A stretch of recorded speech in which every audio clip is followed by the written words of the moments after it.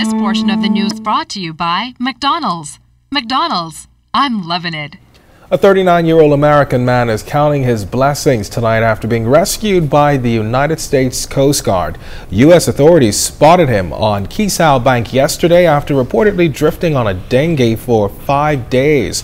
When patrolling the area, Coast Guard officials say he was seen waving frantically and was only found by chance. We're told that the man left from the Florida Keys on a camping trip when he was pulled out to sea. The Coast Guard took him back to Florida for medical care, but they say fortunately he had no major concerns.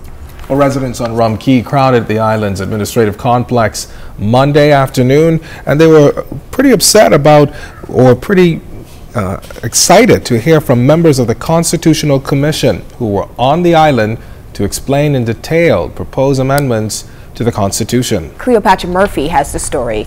Rum Cay Administrator Harvey Roberts says he finds himself in the position of many Bahamian fathers, having had a son born in England to a foreign mother while single, and according to the Bahamas' Constitution, he is not a Bahamian.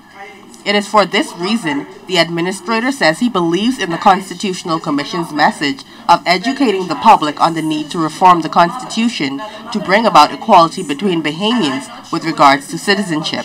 It's a very important issue to be addressed because as it stands, it's very unequal, and I'm looking forward to the referendum when it comes, and I hope that Bahamians will see after they've been educated on this amendment that the unfairness that now is in place will no longer be. Members of the Constitutional Commission's Educational Committee held its latest forum in Rum Cay on Monday. Resident Ashton Strawn says he heard a lot about what was being said about the upcoming referendum and wanted to learn more on his own. Strawn says he was impressed, but was curious about one area in particular. Different laws about the different sex and how males will be able to give their children citizenships and stuff. Because I'll be more educated. They taught me a lot. Synovia Harding also attended out of curiosity and said she was reluctant to even vote in the pending gender equality referendum after the results of the gambling referendum were disregarded. I didn't realize that we had discrimination, that the discrimination was to the extent that it was with male and female, and I didn't realize that the difference between male and female with children having the rights to be Bahamian citizenships were as to the extent that it is. So it really was clarity, a lot of clarity today, and it was very informative. The Commission's final session for the year will take place in San Salvador on Wednesday. Cleopatra Murphy, ZNS Network News. Well, the National Junkanoo Legends Circle has 20 new members following an induction ceremony at Government House last night under the patronage of Her Excellency Dame Marguerite Pindling. Inductees included Junkanoo participants from a variety of groups, both old and new. Minister of Youth, Sports and Culture, the Honorable Dr. Daniel Johnson, commended the inductees and went on to explain the cultural and historical significance of such an honor. Junkanoo is now and forever will be in its present form an intangible piece of cultural heritage belonging to the domain of the Bahamian people. The Bahamian people. That's what it belongs to. And this ministry's role is to protect it and guide it so that in 100 years, when people look back at this time in our history, they'll see your names on the wall, they'll read those bios that you saw earlier, and they will understand, your grandchildren will understand what you all tried to do. This portion of the news was brought to you by McDonald's. McDonald's, I'm loving it.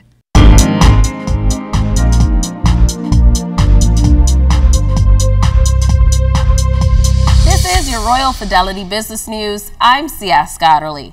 Just weeks before the implementation of value-added tax, New Zealand VAT expert Dr. Don Brash is in the capital reviewing the country's progress to date.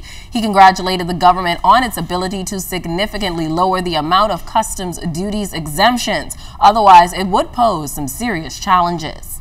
It hugely complicates the task for the businesses collecting the tax. This is not an ordinary sales tax.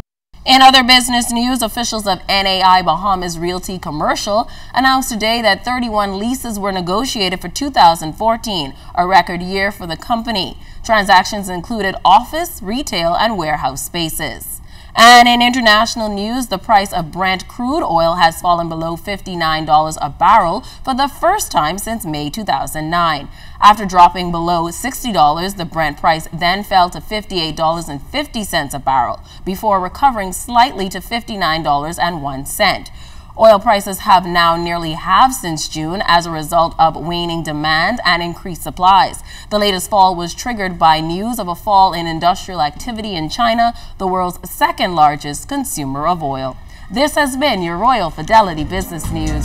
I'm C.S. Scatterly.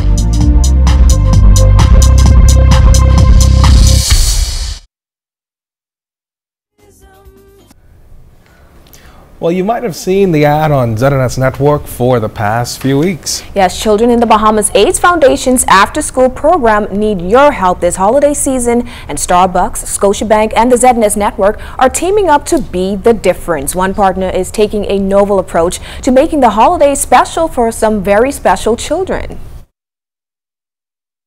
Patrons of the leading coffee franchise Starbucks will get to contribute to the Be the Difference campaign in a very special way. By making a minimum donation of $5, customers will get a complimentary Starbucks coffee of the day.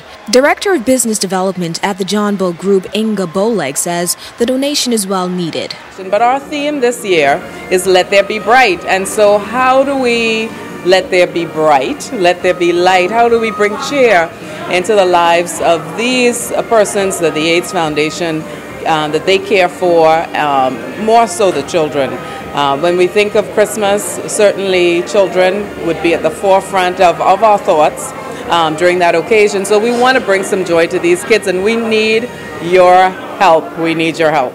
Boleg says gifts are coming in at a decent pace, but the foundation's needs go well beyond Christmas. We do encourage persons, of course, to bring the gifts, but we would greatly appreciate the monetary donations because the cash on hand would then be able to assist the foundation with their work throughout the year. So both would be great to receive from our patrons. Like many islands across the Bahamas, Exuma is now seeing what is considered an upswing in development. Private investors are attracted to the many keys and are setting up medium to large tourism projects, helping to drive up the island's economy. Our Betty Thompson-Moss takes a look at several projects in the pipeline for the Exumas. Exuma stretches for miles over 300 keys, attracting private home owners and developments. Among the projects is February Point. It's a gated resort with wide stretch of blue waters with Elizabeth Harbour in view. It's one of those economic initiatives that are now setting the pace for Exuma's growth. We have been making progress. You know that we've just come out of a recession, and now we can talk about a few developments that are going on here. For example, we have February Point is now on stream. That is now opened. Island Administrator Theophilus Cox notes that in addition to the opening of February Point, various enhancements are taking place on the keys in Exuma. We have Norman's Key. They have extended the runway. They have also building a new marina and a new dock. So that is doing very well. Culmus Key is also on stream. Culmus Key is just on the other side of Morstown. They are planning to do a lot of development there. For the rest of Exuma, we now have a number of keys. For example, Children's Bay Key, Williams Island. They now are on stream and they should begin shortly. So for the future, Exuma looks real good. With that bright future, the island administrator is confident that added employment will also follow in Exuma. Once those once those projects come on stream, Exumans will not have a problem.